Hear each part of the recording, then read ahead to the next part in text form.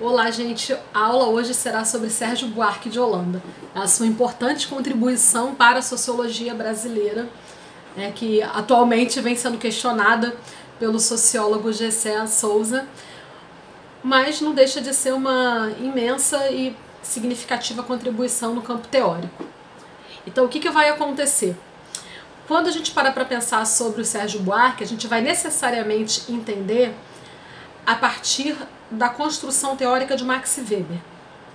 Porque o Weber é um dos fundadores da sociologia, criou a sociologia compreensiva no sentido de compreender as motivações das pessoas para se comportarem de um modo e não de outro.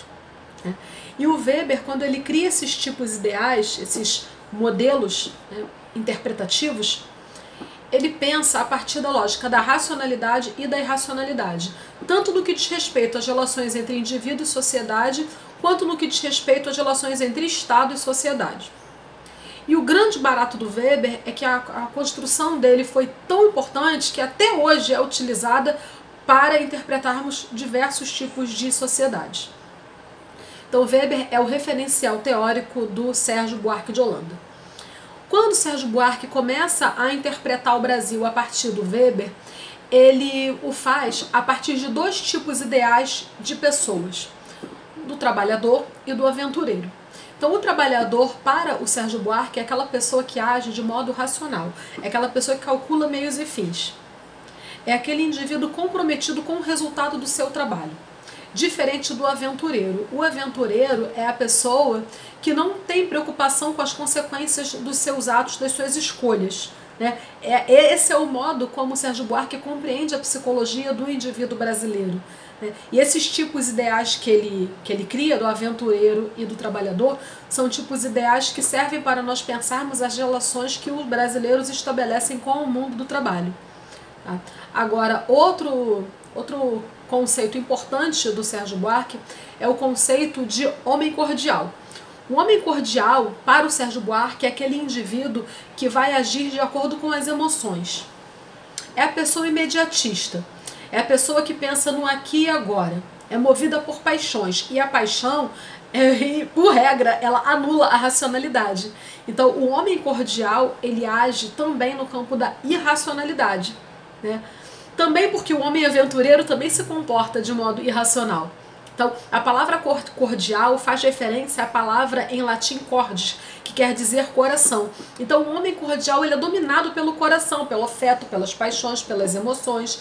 Então, ele não pensa muito nas consequências das suas escolhas. Agora, quando a gente pensa isso num âmbito político, no que diz respeito às relações de poder, a gente encontra algo semelhante no conceito de patrimonialismo. Patrimonialismo significa apropriação privada do interesse público. O conceito de patrimonialismo é facilmente compreendido quando nós olhamos para os tipos mais puros de dominação em Max Weber. Porque Weber, do mesmo modo que ele criou tipos ideais para entender as relações entre indivíduos e sociedade, ele criou também tipos ideais de dominação, para entender a relação entre Estado e sociedade. Vamos ver como isso acontece? Então, quando ele pensa relações de poder orientadas pela irracionalidade, ele vai criar dois tipos ideais, dois modelos interpretativos, que é o tipo ideal tradicional e o tipo ideal carismático. Os dois são movidos pela irracionalidade, o que legitima, o que faz as pessoas obedecerem, que a ideia de legitimidade ela vem associada à ideia de obediência. Então, o motivo pelo qual a pessoa obedece uma dominação tradicional ou uma dominação carismática, esse motivo é irracional. Só que a dominação tradicional ela é orientada pelo princípio da pessoalidade, pelo princípio da transferência de poder por hereditariedade, por indicação. Mas é uma dominação de rotina diária, é uma dominação que pode permanecer numa boa. Diferente da dominação carismática, que é uma dominação onde a legitimidade, ou seja, o reconhecimento, vem porque as pessoas acreditam que o líder possui qualidades excepcionais para resolver uma crise. Então essa é uma dominação entendida como dominação de um momento extraordinário, porque passada a crise é necessário que o líder se comporte de modo a administrar as suas relações com o povo a partir de uma rotina diária. né? E aí, como rotina diária, a gente tem a dominação tradicional ou a dominação racional legal. Na dominação racional legal, o motivo da legitimidade, ou seja, o motivo da obediência, é a racionalidade. É a existência de normas e regulamentos registrados por escrito e colocados para a sociedade no âmbito, ou seja, na esfera da impessoalidade. Então, se lá na dominação carismática, na tradicional, nós tínhamos a pessoalidade como orientação, como motivo para as pessoas agirem, na dominação racional legal existem algumas coisas importantes, que são a meritocracia, e a meritocracia não pode se dar por indicação, ela tem que se dar pela competência técnica. E aí a competição, ela vai ser orientada não pela lógica da pessoalidade, do eu sou amigo de quem, eu sou indicado por quem, mas pela competência técnica. E na dominação racional legal existe mais uma coisa interessante, que é a organização da sociedade em classes sociais, porque existe a necessidade, nesse tipo de dominação, da existência da mobilidade social.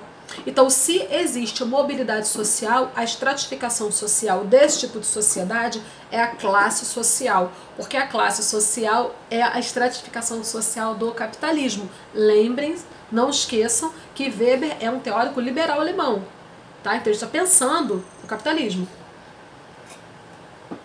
E por que falar sobre classe social é tão importante quando a gente tenta entender o Brasil, a partir do Weber, né? Sob o olhar aqui do Sérgio Buarque? O bacana disso é a gente entender que a estratificação social de uma dominação tradicional é o estamento.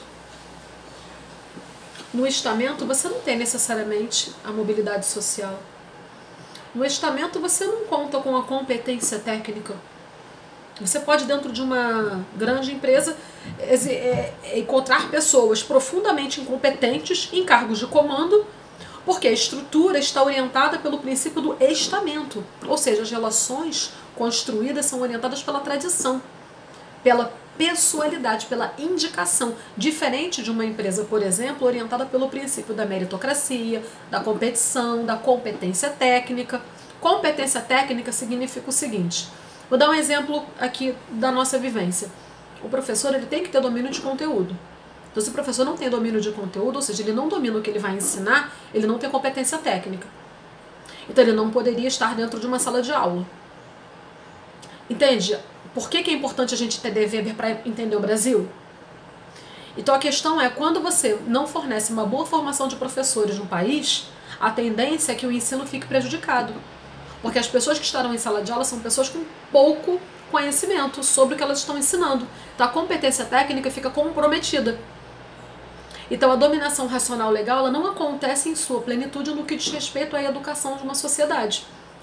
Por isso que o Weber é tão interessante. E o Weber vai falar, e o Sérgio Buarque ele vai usar o Weber para falar o seguinte: no Brasil, no papel, nós temos as normas e os regulamentos registrados por escrito, por exemplo, na Constituição. Na Constituição Federal promulgada em 88, nós temos uma Constituição cidadã, com um conjunto de normas e regulamentos, direitos. Mas por que aquilo não acontece na prática, na realidade da vida do povo, da população? Porque o modus operandi, o modo como a gente vive é estamental e não é racional legal. Então, essa apropriação privada do interesse público é um comportamento tradicional, irracional, estamental, que prejudica o desenvolvimento da organização racional legal na nossa sociedade.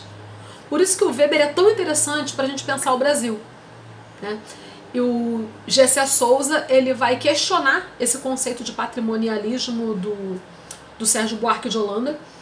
E quando ele questiona no sentido de que esse comportamento ele não é herdado de Portugal a partir do século XVI, porque no século XVI, segundo G.C. Souza, tudo era do rei, não tinha um interesse privado e um interesse público, como pensaram o Raimundo Faoro, o Sérgio Buarque e tantos outros intelectuais brasileiros. Então a crítica do G.C. Souza ao Sérgio Buarque é no que diz respeito à construção do conceito de patrimonialismo. Porque o G.C. Souza vai falar que esse conceito, ele em sua origem, ele não explica a realidade brasileira, porque aqui no Brasil a colonização ela não é feita a partir da apropriação privada do interesse público, porque já era tudo do rei. Então não tinha como ele se apropriar do que era dele mesmo. E a noção de soberania popular, de distinção entre público e privado, segundo Gessé Souza, essa noção vai ser construída a partir do século XVIII. Tá? Então é importante a gente pensar o Brasil, os teóricos, a partir de várias vertentes teóricas, para a gente absorver o que há de bom em cada um para entendermos a realidade brasileira, mas também para que a gente consiga questionar, né, fazer questionamentos como esse questionamento do Gessé Souza, sobre a noção de soberania popular, sobre como foi feita a colonização do Brasil, para que a gente não olhe somente para um autor, esquecendo que existem posicionamentos críticos de outros intelectuais.